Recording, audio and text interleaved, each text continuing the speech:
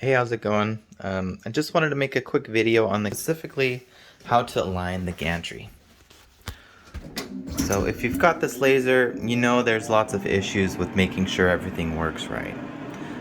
One of the issues might be that you want to cut out a nice rectangle and it's not square. Typically it's because the gantry, so that's our x-axis here, so it goes left to right, is out of alignment with the y-axis, so the up and down movement. And so on this unit, there's two places where the movement occurs. On the left side of the unit, we have movement going up and down. And then on the right side, it's the same exact thing. And this side, it's driven by a belt underneath.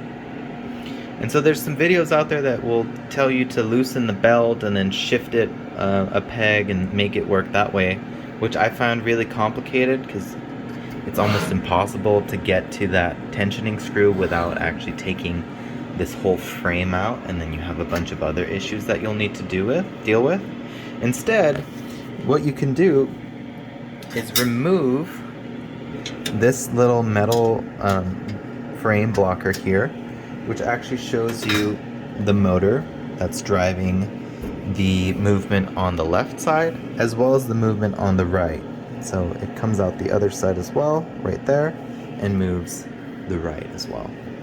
And so if it's out of alignment, so if this beam isn't going exactly perpendicular, then what you can do is first mark one of the screws.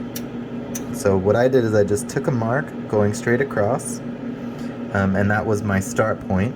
And then what I did was I loosened up only one side, so I left this side really tight, and I only loosened this side, and then I moved the unit to correct the issue. So in my case, this side was too far down, which meant that I could either push that side up or bring this side down, and I decided to just bring this side down a bit while leaving that one the same. And so to do that, I loosened these screws and then just shifted it a little bit. So I twisted this towards me, which meant that this guy came back towards me and ended up correcting the issue. And you can see it's like a tiny, tiny twist. So this black line and this one here used to be exactly aligned with each other, and now they're no longer. So it's a very small movement. And you can test whether or not your unit is square by just cutting a rectangle. So I did that here. This was the first one that I cut, and I was trying to make something out of expensive acrylic, and it ended up going bad on me. But I'm just going to show you what it looked like in the beginning. So this is what it looked like in the beginning. I'm just going to get square here on the side. There we go. So it's nice and square, or it's nice and flush against the side, but as we go along, the gap gets wider and wider. And this is okay, I guess, if you're working with really short parts of, just a couple inches.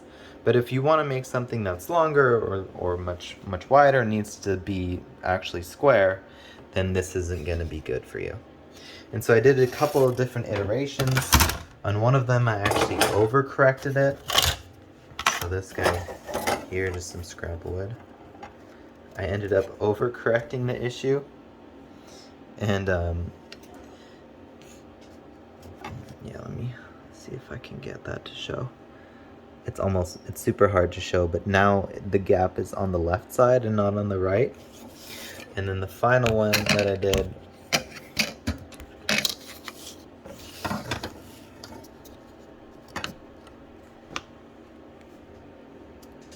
is much better now. And you can just see that it's really, really flush all the way to the end there. And so that's going to be perfect for what I'm hoping to do.